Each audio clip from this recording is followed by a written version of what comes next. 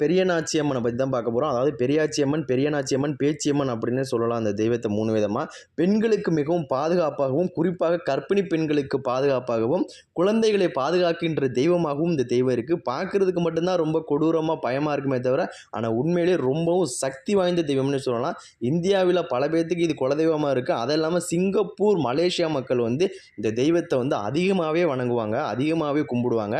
ஏன்னா ரொம்பவும் சக்தி வாய்ந்த தெய்வம் அப்படிங்கிறதுனால குழந்தைகளை பாதுகாக்கின்ற தெய்வங்கனால இங்கே உள்ளவங்க ரொம்பவே வணங்குவாங்க.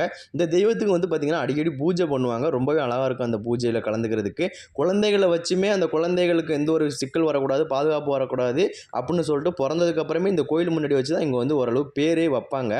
ஆமாம், சிங்கப்பூர் மலேசியாவை பொறுத்த வரைக்கும். ஆனால் ரொம்பவும் ஒரு சக்தி வாய்ந்த தெய்வங்க. கண்டிப்பாக இந்த தெய்வத்தை கும்பிடுறவங்க கண்டிப்பாக இந்த தெய்வம் அவங்கள கைவிடவே விடாது.